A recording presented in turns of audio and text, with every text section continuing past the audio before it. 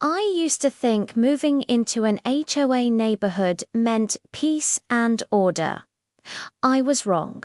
My name is Daniel, and I moved into this perfect community last year.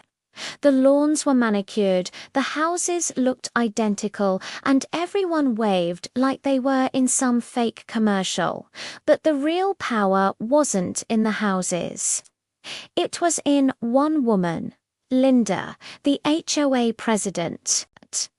The first time I met her, she didn't even say hello. She just stared at my moving truck and said, "Those boxes need to be off the driveway by 5 p.m. HOA policy." I laughed because I thought she was joking. She wasn't. That same evening, I got an email from the HOA reminder, "Driveway must be kept clear. Violation may result in fines." That was my warning shot. A few weeks later, it escalated.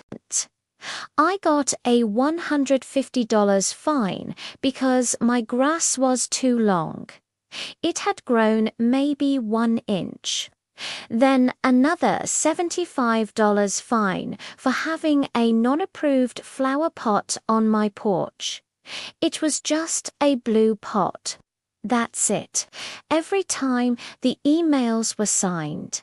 Sincerely, HOA President Linda Carson. I started to notice something. Nobody else on the street was getting these petty fines. Just me. So I asked my neighbor, Mark, "Hey man, you ever get these fines?" He laughed. "Not once." But Linda, she loves picking a target. "Why me?" I asked. He shrugged and said, "You moved into her old friend's house. They had a big falling out. I guess she just sees you as an easy replacement target." That's when I realized this wasn't about grass or flower pots or trash cans. This was about control. So I decided to take that control away. The turning point came one Saturday morning. I woke up to a loud bang bang bang on my front door. I opened it and found Linda standing there with a clipboard, lips pressed so tight they almost disappeared.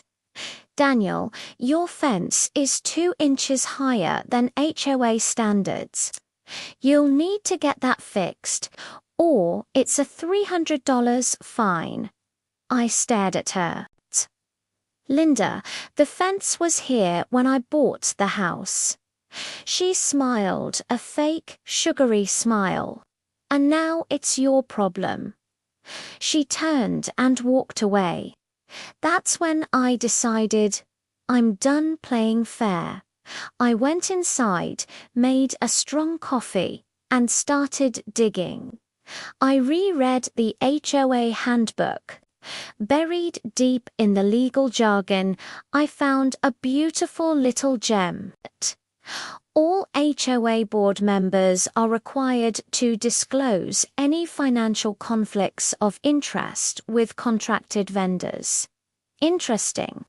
I started checking the names of companies we were forced to use: the lawn service, the pool maintenance, the security consultant. Then I started looking them up online, and guess whose last name kept popping up? Carson, Linda's last name.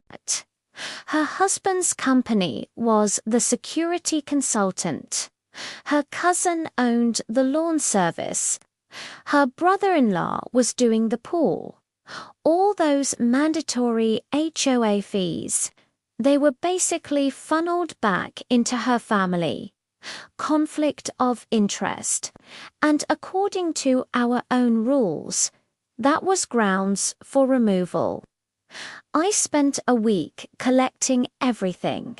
Screenshots of the company's website, Business registrations, old newsletters where Linda bragged about negotiating contracts. Then I printed everything into a neat little file and titled it Evidence of HOA Misconduct for review. I didn't send it to Linda, I sent it to every homeowner on the street. I printed copies and slid them under doors. I emailed anonymous PDFs from a brand new email account. The reaction was instant. Within 2 days, people stopped waving at Linda. Neighbors were whispering in driveways. I saw 2 guys arguing with her in the middle of the cul-de-sac, waving my printed file in the air. 3 days later, an emergency HOA meeting was called. I went, of course. I sat in the back row, quiet. The room was packed. People were angry. One man shouted, "Did you profit from our HOA dues? Yes or no?" Linda tried to smile, tried to talk her way out of it. I disclosed everything to the board privately. Another woman yelled, "We are the board, Linda. You never told us anything." The lawyer they hired went through the documents slowly.